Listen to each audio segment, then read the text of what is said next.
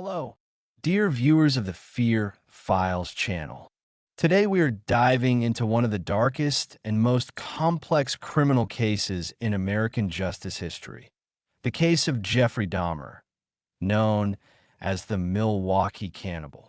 This is not just a story about crimes. This is a deep study of the human psyche, questions of sanity, and that delicate balance between evil and madness that forensic psychiatry attempted to define. On July 22nd, 1991, the world learned the name Jeffrey Dahmer. When police entered his apartment in Milwaukee, they discovered what can only be described as a chamber of horrors. Human remains, photographs of victims, chemicals for dissolving bodies. Dahmer confessed to murdering 17 young men and boys between 1978 and 1991. But the main question before the court was not, did he do it? Dahmer fully admitted his guilt. The question was different. Was he sane when he committed these crimes? This question became central to one of the most high-profile trials of the 1990s, where prosecution and defense psychiatrists presented diametrically opposed conclusions about Dahmer's mental state. To understand the psychiatric picture, it's necessary to start with childhood. Jeffrey Lionel Dahmer was born on May 21st, 1960, in Milwaukee, Wisconsin. According to his parents' recollections, he was an ordinary child up to a certain point. At around 4 years old, Jeffrey underwent surgery to correct a double hernia. After this, as relatives noted, something changed in his behavior. He became more withdrawn, less emotionally responsive. In adolescence, alarming signs began to appear. Dahmer collected animal corpses that he found on the road. He dissected them, studied their internal structure, preserved bones and acid. These actions, as psychiatrists later noted, were early indicators of his necrophilic tendencies. Family life was far from ideal. Dahmer's parents frequently argued. Their marriage was falling apart. Jeffrey grew up in an atmosphere of emotional neglect. By adolescence, he had developed alcohol dependence. He began regularly consuming alcohol while still in high school. Dahmer committed his first murder in 1978, shortly after finishing school, when he was only 18 years old. His victim was Stephen Hicks, a 19-year-old hitchhiker. This crime already contained elements that would repeat again and again. Dahmer invited Hicks to his home. They drank together. When Hicks wanted to leave, Dahmer hit him on the head with a dumbbell and then strangled him. After the murder, Dahmer dismembered the body, packed the parts in plastic bags, and scattered them in the forest behind the house. Later he returned, collected the bones, crushed them with a hammer, and scattered the remains. This murder occurred when Dahmer's parents divorced, and he was left alone in the house. Psychiatrists later noted that fear of loneliness and abandonment became one of the key motives for his crimes. After this first murder, a 9-year break ensued. Dahmer enlisted in the army, but was discharged due to alcohol problems. He moved around, tried to get his life together, but compulsive fantasies didn't leave him. In 1987, Dahmer committed his second murder. From this moment, the frequency of crimes began to increase. By 1991, he was killing almost every month. The pattern was similar. Dahmer would meet young men, often in or around gay bars, offering money for posing for photographs or for company. He would bring them to his apartment, give them drinks mixed with sleeping pills. When the victims lost consciousness or became helpless, Dahmer would kill them, usually by strangulation. Then followed dismemberment, photographing bodies at various stages of decomposition, preserving certain body parts. Some details of his crimes were particularly shocking. Dahmer attempted to create obedient zombies by pouring acid or boiling water into the skulls of still living victims through drilled holes. He practiced necrophilia, cannibalism, preserved the skulls and genitals of his victims. These actions, their methodical nature and repeatability, became key to the psychiatric examination. When Dahmer was arrested, he displayed remarkable calmness and willingness to cooperate. He described each murder, each victim in detail, not trying to justify himself or minimize his actions. This willingness to admit his guilt, his calm and methodical presentation of horrifying details created a paradoxical image. A man who clearly committed monstrous crimes, but who seemed rational, aware of reality, capable of distinguishing right from wrong. It was precisely this contradiction between the obvious monstrousness of the crimes and the apparent rationality of the criminal that became the center of psychiatric debates. The trial of Dahmer began in January 1992. He pleaded guilty but insane.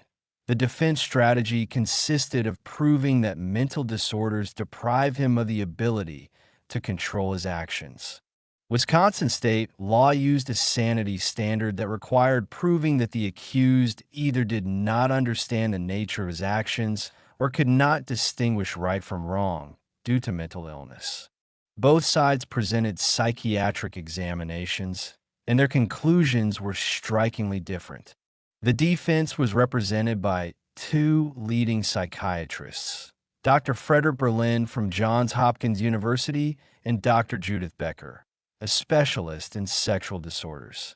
The main diagnosis of the defense: necrophilia, pathological sexual attraction to dead bodies. Experts claimed that this disorder was so all-consuming that Dahmer could not control his impulses. Dr. Berlin explained that Dahmer's necrophilia was not simply a perversion. It was a compulsive need, similar to drug addiction.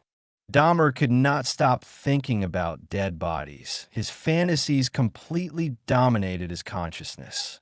The defense presented evidence that Dahmer tried to resist his impulses. After the first murder, he didn't kill for 9 years. He attended therapy, although he didn't fully reveal his fantasies. He prayed, tried to find work. Dr. Becker also diagnosed Dahmer with borderline personality disorder, characterized by unstable relationships, identity problems, fear of abandonment, and impulsivity. This diagnosis explained the pattern of his crimes. Dahmer didn't kill out of sadism or hatred, but from a desperate attempt not to be left alone. He wanted his victims to stay with him forever. His attempts to create zombies were a distorted desire to have a partner who would never leave him. All experts agreed that Dahmer suffered from severe alcohol dependence.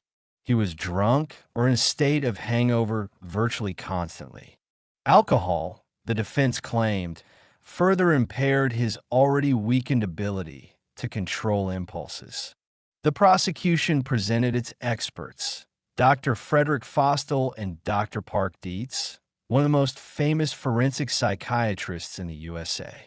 The main argument of the prosecution: Dahmer did not suffer from psychosis. He did not experience hallucinations, did not hear voices, did not have delusional ideas. He understood reality precisely, knew what he was doing, understood that it was wrong and illegal. The evidence was convincing. Dahmer carefully planned his crimes, selected victims, took precautions not to be caught. He bought chemicals to destroy evidence. He lied to police when they came to his home. Dr. Dietz noted that Dahmer's actions were consistent and purposeful. He had a clear scheme: seduction, sedation, murder, dismemberment. These were not the chaotic actions of a mad person. This was methodical realization of his fantasies. The prosecution agreed that Dahmer suffered from paraphilia, particularly necrophilia and sexual sadism. But they claimed that this did not make him insane in the legal sense. Dr. Dietz drew a clear distinction. Being mentally ill does not mean being insane. Many people with serious mental disorders are still capable of controlling their behavior and understand the difference between right and wrong. The key point for the prosecution was that Dahmer made choices. He didn't kill his neighbors or colleagues. He chose strangers. He didn't kill in public. He did it in private space. He didn't confess to his crimes. He hid them. These facts, the prosecution claimed, prove that Dahmer retained the ability to control his actions and understood their unlawfulness. Both camps acknowledged the role of alcohol, but interpreted it differently. The defense claimed that alcoholism was a form of self-medication. Dahmer drank to drown out his horrifying impulses. But alcohol also reduced his already weakened ability to control behavior, making crimes more likely. The prosecution pointed out that voluntary intoxication is not an excuse for crime. Moreover, Dahmer was often sober enough to plan and execute complex tasks related to concealing crimes. An important element of the trial was Dahmer's own testimony. He gave several interviews, including a lengthy interview with investigators and testimony in court. Dahmer described his fantasies with surprising candor. He said that fantasies about controlling other people, about owning them, began in adolescence. At first, they were just thoughts, but they became increasingly obsessive. He explained that he didn't want to kill people, he wanted them to stay with him. Murder was, in his distorted logic, a necessary means to achieve this goal. The dead couldn't leave him. When asked why he didn't seek help, Dahmer answered that he was afraid of being arrested, afraid that his fantasies would be perceived as intent to commit crime. He also expressed hopelessness, didn't believe that he could be helped. This testimony was a double-edged sword. On one hand, it demonstrated the depth of his psychological problems. On the other, it showed that he understood the wrongness of his actions and consciously decided not to seek help. Central to the legal debates was the question of the nature of necrophilia. Is this a mental illness in the legal sense? The defense claimed yes. Necrophilia is not a choice, not a moral vice, but a pathological condition. Dahmer could not control his attraction any more than a person with schizophrenia can control hallucinations. The prosecution objected that classifying something as a mental disorder in the DSM, Diagnostic and Statistical Manual of Mental Disorders, does not automatically make it grounds for insanity. Many paraphilias are disorders, but people with them still bear responsibility for their actions. Dr. Dietz used an analogy. Kleptomania is a mental disorder, but kleptomaniacs still bear criminal responsibility for thefts. They may experience an irresistible desire to steal, but they still make the choice to turn that desire into action. One of the most horrifying aspects of Dahmer's crimes was his attempts to create living zombies, obedient partners who could not leave him. He drilled holes in the skulls of some victims and poured hydrochloric or sulfuric acid, or boiling water, into them, trying to damage the brain in such a way as to create a submissive, zombie-like state. The defense pointed to these actions as evidence of complete detachment from reality. What sane person could seriously believe that such a procedure would work? The prosecution responded that these actions, however grotesque, demonstrated purposeful behavior. Dahmer had a goal: to create a submissive partner, and tried to achieve it, albeit through barbaric methods. This was perverse, but not insane in the legal sense. In preparation for trial, Dahmer underwent extensive psychological testing. The results were complex and, at times, contradictory. Rorschach test results showed deep disturbances in Dahmer's perception. His responses were often unusual, containing themes of death, decay, isolation. However, he did not demonstrate signs of psychotic thinking. His responses were unusual but not incoherent. The MMPI showed elevated scores on scales of depression, social introversion, and psychopathic deviations. The profile corresponded to a person with serious problems in interpersonal relationships, prone to isolation and emotional alienation. Dahmer's intelligence was average or slightly above average.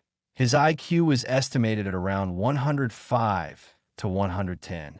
This refuted the idea that his actions were the result of intellectual deficiency or inability to understand consequences.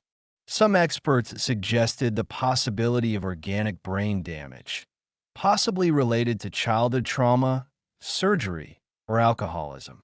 However, neurological tests did not reveal significant abnormalities that could explain his behavior. In the context of psychiatric examination, it's useful to compare Dahmer with other known serial killers and the results of their psychiatric evaluations. Bundy, who killed more than 30 women, was found sane. Like Dahmer, he carefully planned crimes, took precautions, tried to avoid capture. Psychiatrists found antisocial personality disorder in him, but not psychosis. Gacy, who killed 33 young men and boys, was also found sane, despite the defense's attempts to prove multiple personality disorder. The court ruled that he understood the nature of his actions. Unlike previous cases, Gain was found insane and placed in a psychiatric hospital. He was diagnosed with psychosis, schizophrenia, and his actions were clearly the result of delusional beliefs about his mother. The distinction between Dahmer and those found insane lay in the absence of psychosis. Dahmer did not act based on delusional beliefs or hallucinations. His fantasies, however deviant, were not delusions. He understood the difference between fantasy and reality. One aspect on which the defense focused was the possible role of childhood trauma in the formation of Dahmer's psychopathology. The surgery at age 4 was noted as a potential traumatic experience. Some psychologists suggested that at this age, surgery on the genitals could have caused fears related to bodily integrity and control. Dahmer's parents were absorbed in their own problems, career, marriage, divorce. Jeffrey was often left alone, emotionally abandoned.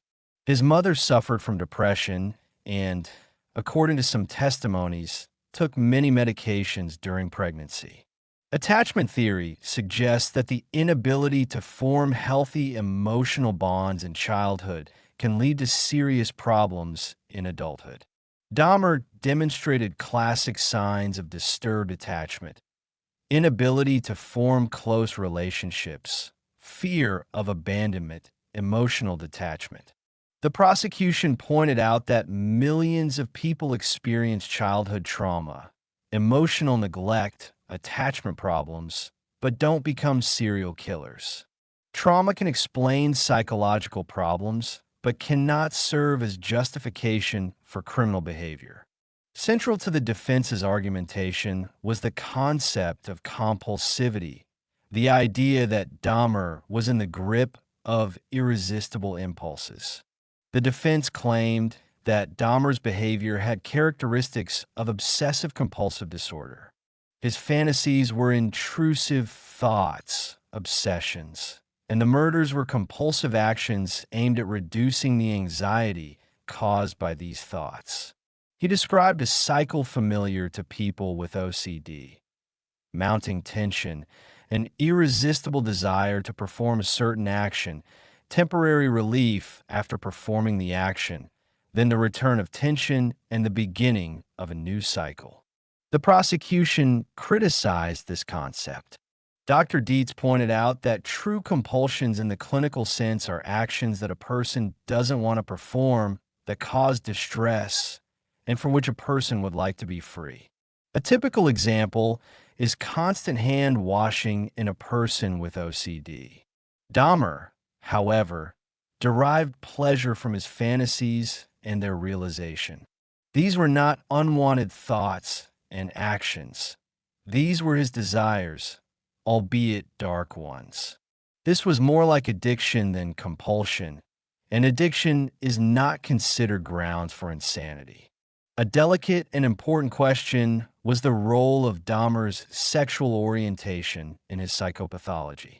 All experts agreed that Dahmer's homosexuality was not the cause of his crimes and was not a pathology in itself. Homosexuality is not a mental disorder and is not associated with violent or criminal behavior. However, the defense suggested that Dahmer's internal conflict regarding his sexuality could have exacerbated his psychological problems.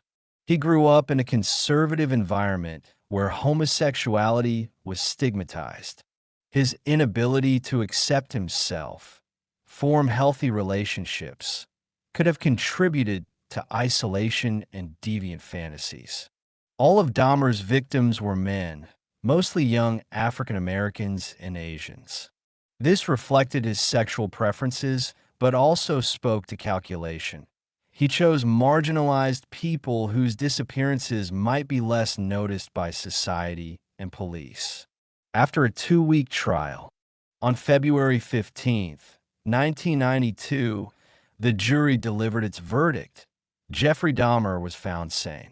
It took the jury only 10 hours of deliberation. They rejected the defense's arguments that Dahmer's mental disorders deprived him of the ability to control his behavior. Post-trial interviews with jurors revealed several key factors: planning and concealment. The methodical nature of Dahmer's crimes, his efforts to conceal evidence, convinced the jury that he understood the unlawfulness of his actions. Selectivity. Dahmer didn't kill randomly. He chose specific victims in specific circumstances. This indicated the ability to control impulses. Confessions. Dahmer's detailed, rational confessions created the impression of a person fully aware of reality. Absence of psychosis. It was critical for the jury that Dahmer did not suffer from hallucinations, delusions, or other signs of psychotic disorder. Dahmer was sentenced to 15 consecutive life sentences without the possibility of parole. Later, a 16th was added for the first murder. The verdict sparked significant debate in the psychiatric community. Many forensic psychiatrists supported the decision. They argued that an expansive interpretation of insanity, including any mental disorder, would undermine the entire system of criminal responsibility. Dr. Michael Stone, an expert on personality disorders, argued that most serial killers have serious mental disturbances, but this doesn't make them insane. They know what they're doing, understand that it's wrong, and choose to do it anyway. Other psychiatrists believe the verdict reflected too narrow an understanding of mental illness. They argued that the compulsive nature of Dahmer's behavior should have been taken into account. Dr. Berlin, the defense expert, later wrote that Dahmer's case shows the shortcomings of legal sanity standards. These standards were developed centuries ago and don't account for modern understanding of neurobiology and psychopathology. Dahmer's case raised important questions about how the legal system should handle paraphilias. Are they serious enough mental disorders to be considered grounds for insanity? Most jurisdictions answered no, but debates continue. Some experts propose creating a special category for such offenders, not fully sane, but not insane, that would account for their psychopathology in sentencing and treatment. After sentencing, Dahmer was sent to the Columbia Correctional Institution in Wisconsin. Initially, Dahmer was in solitary confinement for security reasons. He was a quiet, obedient prisoner. He expressed a desire to work and was allowed to join general work with other inmates. In prison, Dahmer claimed to have become a born-again Christian. He was baptized by the prison chaplain. In interviews, he expressed remorse, although some skeptics doubted the sincerity of this conversion. On November 28, 1994, less than 3 years after conviction, Jeffrey Dahmer was killed by another inmate, Christopher Scarver, during work in the prison bathroom. Scarver, who himself suffered from mental disorders, claimed that God told him to kill Dahmer. He beat Dahmer to death with a metal rod. Dahmer's death evoked mixed reactions. Some saw it as justice. Others regretted the loss of opportunity for further study of his psychopathology. Dahmer's case left a significant mark on forensic psychiatry and criminal law. The case confirmed the narrow interpretation of insanity. After Dahmer, it became even more difficult to successfully use the insanity defense in cases not involving clear psychosis. The case set a precedent in how courts view paraphilias.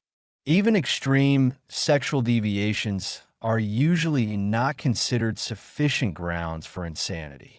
The dramatic divergence between experts in Dahmer's case raised questions about the reliability of psychiatric examinations. How could highly qualified specialists arrive at such different conclusions about the same person? This led to calls for more standardized assessment protocols and greater transparency in expert methodologies. Dahmer's case also highlighted the limitations of psychiatry in predicting violent behavior. Were there signs that could have predicted his crimes? Could early intervention have prevented the tragedy? Various psychological schools offered different explanations for Dahmer's pathology. From a psychoanalytic perspective, Dahmer's behavior can be interpreted as an extreme manifestation of disturbed object relations. His inability to form healthy connections with living people led to attempts to create objects that could not leave him, dead bodies. His necrophilia can be viewed as regression to an infantile stage where boundaries between self and other are blurred. Cannibalism, a literal attempt to incorporate the object of desire, make it part of oneself. From a cognitive perspective, Dahmer's problem was in distorted cognitive schemas. His fantasies became the dominant cognitive pattern, reinforced by each repetition. Each murder provided temporary reinforcement, sexual satisfaction, anxiety reduction, which strengthened the behavior. This created a vicious circle that became increasingly difficult to break. Modern neurobiologists might seek explanations in dysfunction of certain brain structures, perhaps the prefrontal cortex, responsible for impulse control, or the limbic system, associated with emotions and drives. Chronic alcohol use could have exacerbated any existing neurobiological vulnerabilities, further impairing impulse control. The most complete understanding requires integration of all these perspectives.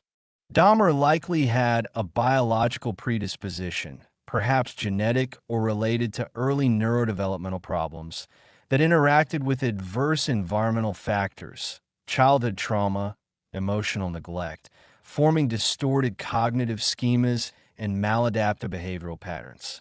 Perhaps the most agonizing question: could Dahmer's crimes have been prevented?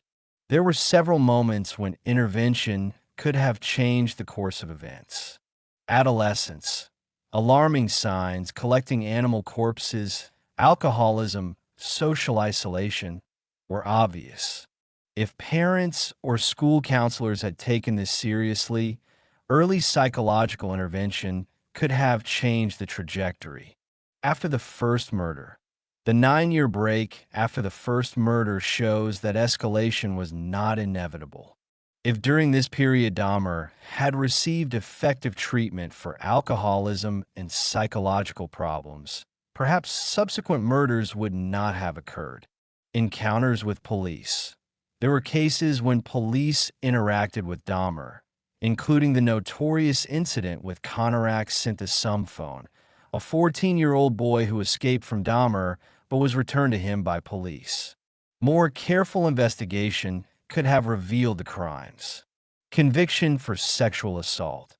In 1988, Dahmer was convicted of sexually assaulting a 13-year-old boy. He underwent treatment, but therapists failed to identify the depth of his pathology. More thorough risk assessment could have prevented his early release. Dahmer's case revealed systemic problems. Insufficient resources for psychiatric treatment of offenders. Lack of effective treatment programs for paraphilias. Problems in assessing the risk of recidivism among sexual offenders. Racism and homophobia in police work. Many victims were marginalized. After Dahmer and similar cases, forensic psychiatry has advanced significantly in assessing the risk of violent behavior. Standardized tools have been developed, such as HCR 20 Historical Clinical Risk Management.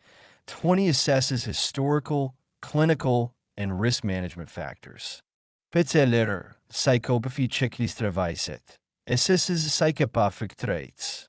SVR 20 Sexual Violence Risk. 20 specific for sexual violence. Modern research has identified key risk factors for violent behavior. Early onset of antisocial behavior. Substance abuse. Impulsivity and poor anger control. Psychopathic traits. History of violence. Deviant sexual interests. Social isolation. Dahmer demonstrated many of these factors, which underscores the importance of their early identification. Despite progress, predicting individual violent behavior remains imperfect. Most people with risk factors do not become violent criminals, and it's impossible to predict with certainty who will commit a crime. This creates an ethical dilemma: how to balance public safety with the rights of individuals who may be mistakenly identified as dangerous. In recent decades, neuroscience has advanced significantly in understanding the biological basis of violent and deviant behavior. Although Dahmer never underwent modern neuroimaging examination, studies of other serial killers and violent criminals provide valuable insights. Numerous studies show that violent criminals often have disturbances in the prefrontal cortex, the brain area responsible for impulse control, planning and evaluating consequences, moral judgment, emotion regulation. An interesting paradox in Dahmer's case: he demonstrated the ability to plan and conceal prefrontal cortex functions, but obvious inability to control his impulses. This may indicate selective dysfunction, some aspects of prefrontal function preserved, others impaired. The limbic system, including the amygdala and hippocampus, plays a key role in emotions, memory, and drives. In some serial killers, abnormalities have been found in these structures. In Dahmer, we can assume disturbances in the amygdala, associated with empathy and fear, his emotional coldness and lack of fear of consequences. The hippocampus, memory and emotional processing, his compulsive fixation on certain fantasies. Low serotonin levels are associated with impulsivity, aggression, and depression. Dahmer's chronic alcoholism could have further disrupted the serotonergic system, increasing impulsivity and exacerbating depression. Dopamine plays a central role in the brain's reward system. Some researchers suggest that serial killers may have abnormal dopamine responses, where violence and related stimuli cause excessive dopamine release, creating powerful reinforcement. For Dahmer, the entire ritual, from selecting a victim to murder, dismemberment, and preserving body parts, could have activated the reward system, creating a biologically based addiction to this behavior. Dahmer's chronic alcoholism had profound neurobiological consequences. Damage to the prefrontal cortex, further impairing impulse control. Changes in GABA and glutamatergic systems, affecting inhibitory processes. Neurotoxic damage, especially in the hippocampus and frontal lobes. The question arises, was there a genetic predisposition to Dahmer's pathology? Dahmer's family had no known history of serial killings or severe psychopathologies. However, his mother suffered from depression and anxiety. The family had problems with alcohol. Dahmer's brother David grew up relatively normal, indicating complex gene-environment interaction. Modern research has identified several genes associated with increased risk of aggressive behavior. MOA, monoamine oxidase, the warrior gene. Certain variants are associated with increased aggression, especially in the presence of childhood trauma. Polymorphisms in serotonin transporter genes. Variations in genes associated with the dopamine system. The revolutionary understanding of epigenetics shows that environment can change gene expression without changing DNA itself. Childhood trauma, stress, neglect can literally turn on or turn off certain genes. For Dahmer, the combination of possible genetic vulnerability and adverse environment could have created a perfect storm for the development of pathology. Psychologists identify the dark triad, 3 related personality traits associated with antisocial and manipulative behavior. Psychopathy, lack of empathy and remorse. Superficial charm, impulsivity, egocentrism, narcissism, grandiose sense of self-importance, need for admiration, lack of empathy, Machiavellianism, manipulativeness, cynical worldview, pragmatic morality. Dahmer and the dark triad. Dahmer demonstrated elements of all 3 traits, but not in classic form. Psychopathy. He clearly lacked empathy for victims, but expressed remorse, though sincerity is disputed. Narcissism. Less pronounced. Dahmer didn't seem grandiose or seeking admiration. Machiavellianism. Manifested in his manipulations with victims and police, but wasn't a dominant trait. Interestingly, Dahmer didn't fit the typical profile of a charismatic, manipulative psychopath. He was rather withdrawn, quiet, almost shy, which made him even more unnoticeable and dangerous. One of the most compelling psychological interpretations of Dahmer's case relates to attachment theory and object relations. John Bowlby postulated that early relationships with caregivers form internal working models of relationships that a person carries into adult life. Dahmer likely developed a disorganized or avoidant attachment style. His mother was emotionally unavailable due to depression. Parents were absorbed in conflict. He learned that intimacy is unsafe and that people leave. A central theme in Dahmer's pathology, terror of loneliness and abandonment. All his crimes can be interpreted as a grotesque attempt to cope with this fear. He couldn't bear when victims wanted to leave. Murder was a way to guarantee they would stay. Preserving body parts, attempts to create zombies, all these were distorted attempts to create a permanent companion. Object relations theory focuses on how we internalize and interact with objects, other people. Dahmer had a profound inability to see other people as separate subjects with their own autonomy. Victims were objects to satisfy his needs, lacking their own will or rights. His necrophilia can be viewed as an extreme form of objectification. A dead body is literally an object completely under his control, unable to leave or reject him. A critical question in understanding serial killers. How do fantasies become actions? Dahmer described how his fantasies began in adolescence. Early fantasies, 13 to 16 years, thoughts about attractive men he saw. Development of control, 16 to 18 years, fantasies began to include control. Imagine men unconscious, helpless. Introduction of death, 18 years, first murder. Realization of fantasy. Escalation, 20 to 30 years, fantasies became more detailed, including dismemberment, cannibalism, preserving body parts. Psychologists identify several barriers between fantasy and action. Moral prohibitions. This is wrong. Empathy. This will hurt another person. Fear of consequences. I'll be caught and punished. Practical obstacles. I don't know how to do this. In Dahmer, these barriers gradually broke down.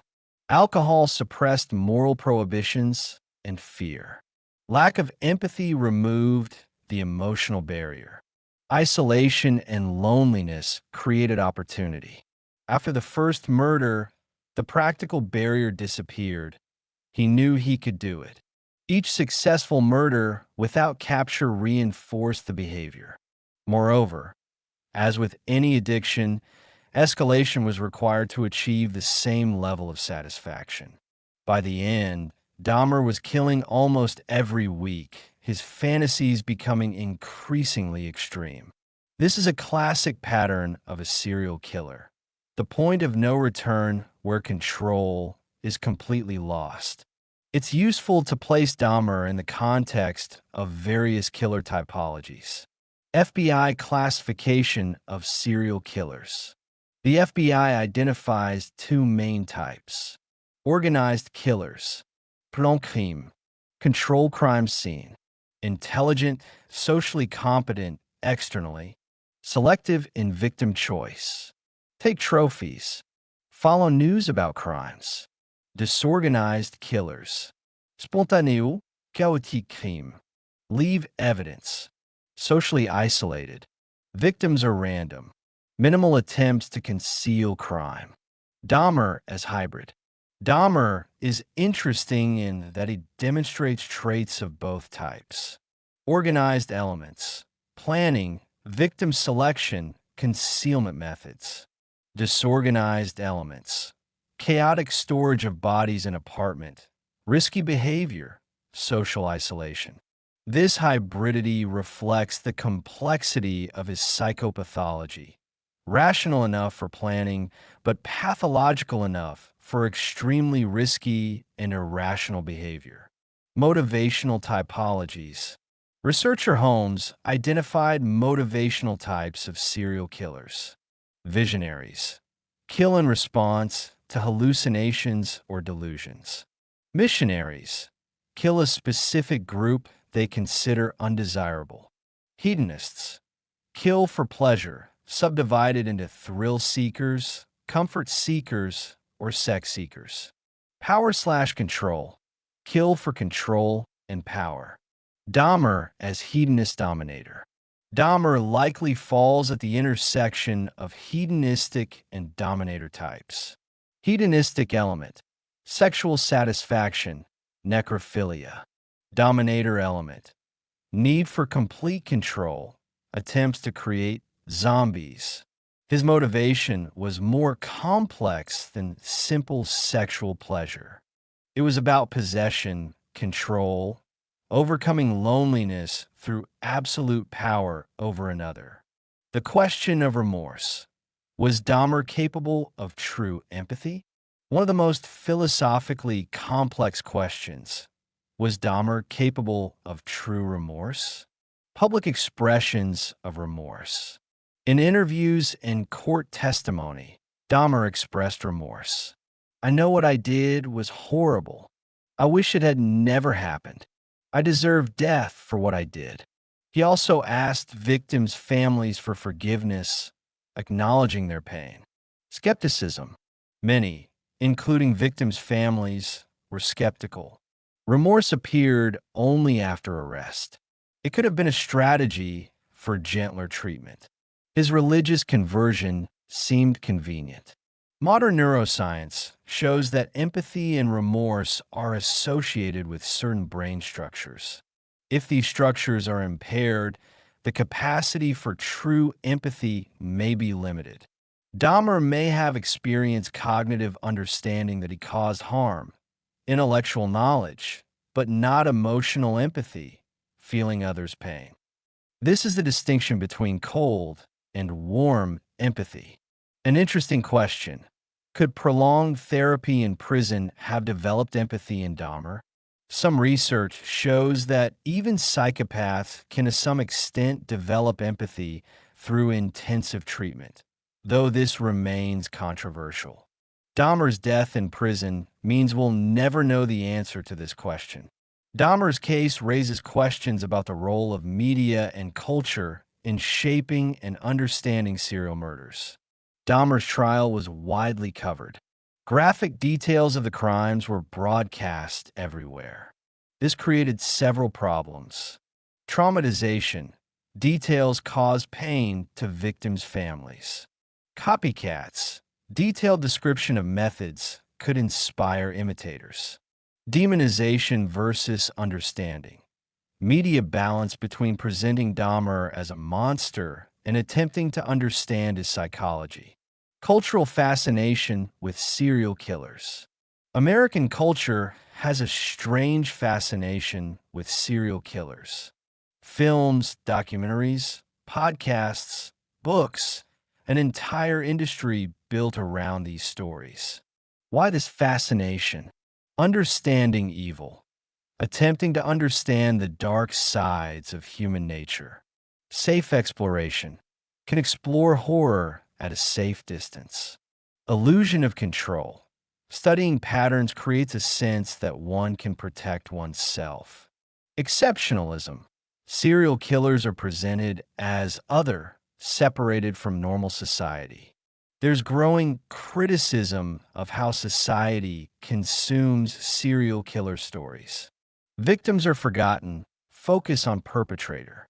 Glamorization of evil. Exploitation of trauma for entertainment. Insufficient attention to systemic problems that allow crimes to occur. Systemic failures. How Dahmer avoided capture for so long. Critical analysis of Dahmer's case reveals multiple systemic failures that allowed him to continue killing. Perhaps the most tragic failure occurred on May 27, 1991.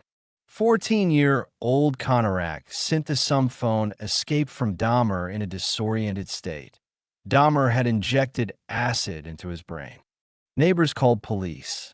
When police arrived, Dahmer convinced them that Konarak was his 19-year-old lover, and they had just quarreled. Police returned the boy to Dahmer, who killed him immediately after they left. Why did police believe Dahmer? Homophobia. Unwillingness to interfere in a gay dispute. Racism. Konarak was Asian. Dahmer was white. Racial power dynamics played a role. Superficial check. Didn't check the apartment thoroughly. Didn't verify Konarak's age. Professional negligence. Didn't listen to neighbors, especially black women who insisted something was wrong.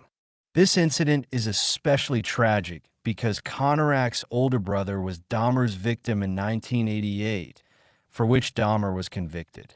The system completely failed.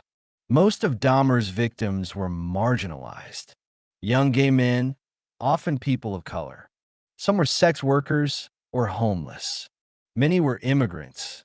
Their disappearances didn't elicit the same level of police attention as disappearances of white heterosexual middle-class victims. This is not coincidental. It reflects systemic racism, homophobia, and classism. Dahmer was convicted in 1988 for sexually assaulting a 13-year-old Konarak's brother. He received a lenient sentence and was released early.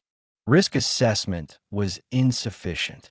Therapists working with him didn't identify the depth of his pathology, partly because Dahmer wasn't fully candid, partly due to limitations in assessment methods of that time.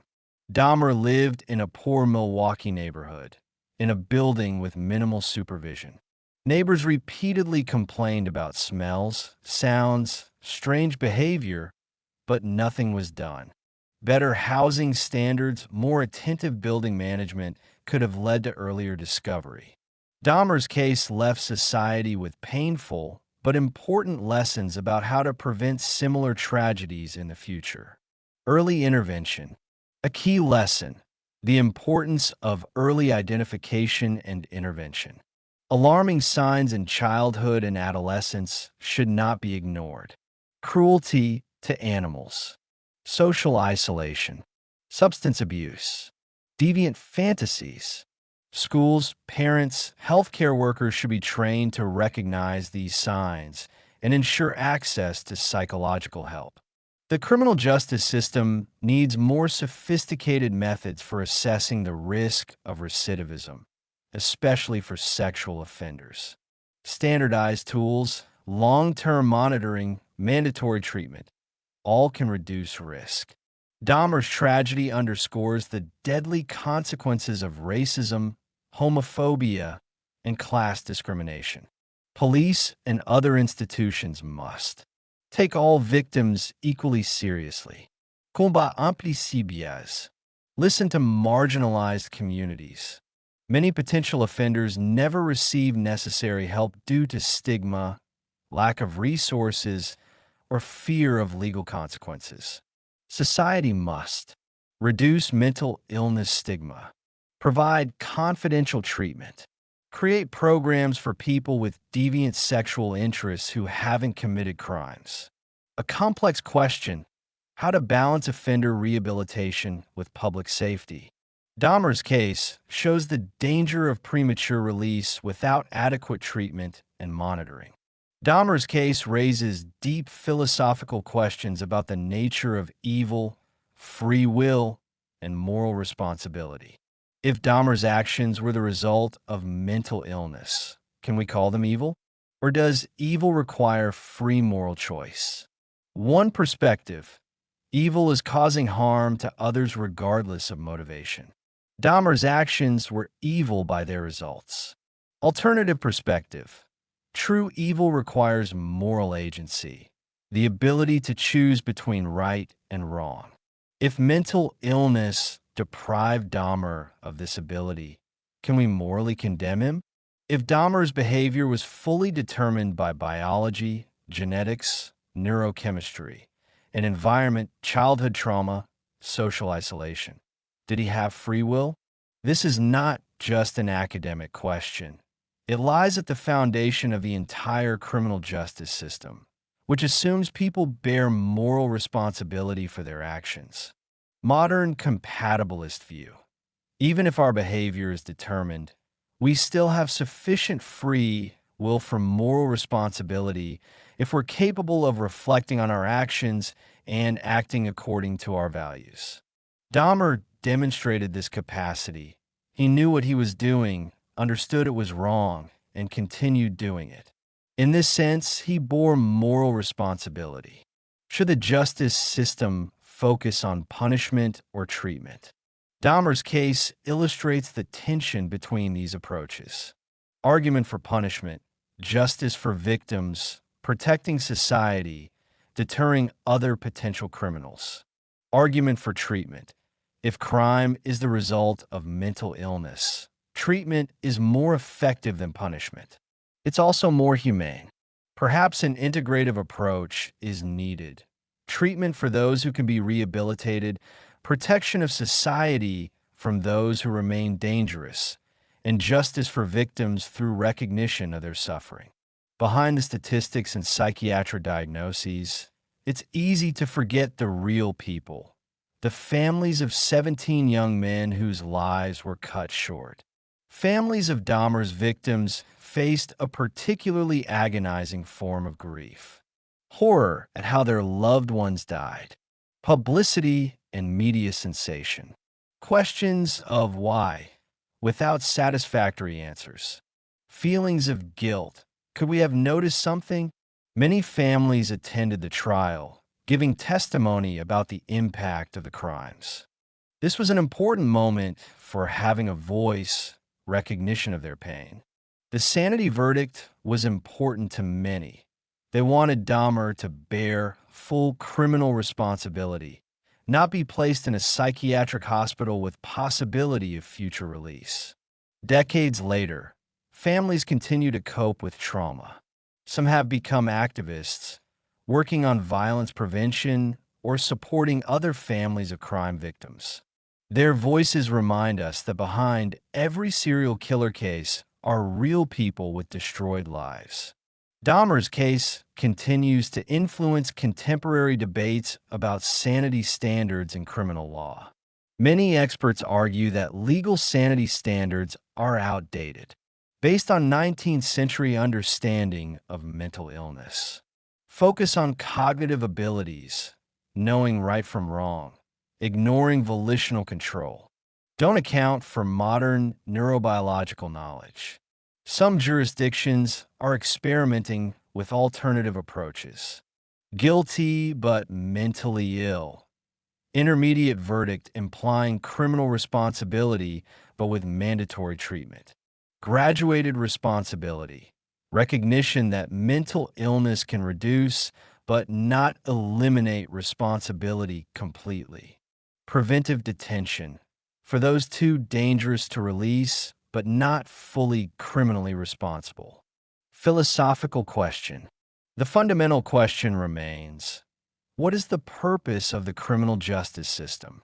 If it's retribution, sanity standards are important for determining moral culpability. If it's protecting society, sanity is less relevant. Danger matters, not guilt.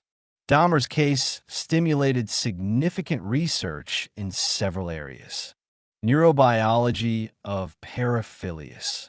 Researchers use modern neuroimaging technologies to study the brains of people with paraphilias. Differences identified in activation of certain brain regions in response to sexual stimuli. White matter structure connecting different brain regions. Hormonal profiles. These findings may lead to new treatment methods. Psychology of serial murders. Expanded research on patterns, motivations, and psychopathology of serial killers. Development of more precise profiles and risk assessment tools. Research on the effectiveness of various therapeutic approaches for people with deviant sexual interests. Cognitive behavioral therapy, medication, long-term support. What works?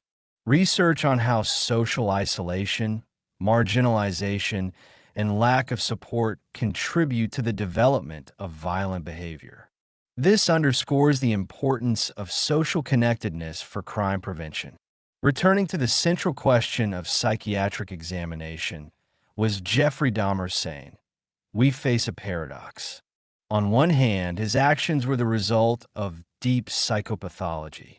His necrophilia, compulsivity, disturbed attachment, possible neurobiological abnormalities, all testified to a seriously disturbed psyche. On the other hand, he demonstrated rationality, planning, understanding of reality, and the unlawfulness of his actions. He wasn't psychotic, detached from reality. The jury's sanity verdict reflected this complexity. Dahmer was mentally ill, but not to a degree that freed him from criminal responsibility. Perhaps the main lesson of Dahmer's case, that mental health and illness, sanity and insanity are not binary categories. They exist on a continuum. Dahmer reminds us that the human psyche is incredibly complex. We cannot simply categorize people as mad or evil, sick or bad. Reality is much more nuanced. Dahmer's case also poses an uncomfortable question. How far from us is such darkness? What is required genetically, biologically, environmentally for an ordinary child to become a serial killer? The answer is probably that it's a combination of numerous factors, most of which are necessary, but none sufficient by itself. This gives hope. By preventing some risk factors, we can prevent similar tragedies. Finally, the case teaches us balance between compassion and vigilance. We must have compassion for people struggling with mental illness, provide them treatment and support. But we must also be vigilant to signs of danger, protect the vulnerable, and not allow discrimination to make some victims less important. Dear viewers of the Fear Files channel, we have come to the conclusion of our deep investigation into the psychiatric examination of Jeffrey Dahmer. This was not just a review of horrifying crimes. This was an exploration of the boundaries of the human psyche, questions about the nature of evil, free will, moral responsibility. The psychiatric battle at Dahmer's trial, between experts claiming he was in the grip of irresistible mental forces and those insisting he retained the ability to control his behavior, reflects broader debates that continue today. The jury's sanity verdict was not just a legal decision. It was a philosophical statement that even deep psychopathology doesn't always absolve moral responsibility, that there exists a line, blurred and difficult to define, but existing between illness and evil, between inability to control and decision not to control. Dahmer's case left an indelible mark on forensic psychiatry, criminal law, and our understanding of the darkest possibilities of human nature. But above all, we must remember 17 young people whose lives were stolen, and their families who continue to live with this pain. Their memory calls us to vigilance, compassion, justice, to creating a society where such tragedies become increasingly impossible, where early intervention, accessible treatment, and social justice work together to prevent violence. Thank you for being with us in this complex and important investigation. This is the Fear Files channel, where we face the darkest aspects of human nature, not for sensation, but for understanding. Because only through understanding can we hope to prevent history from repeating. Remember the victims. Learn from the mistakes of the past. And never forget the value of every human life. Until we meet again on the Fear Files channel, retry.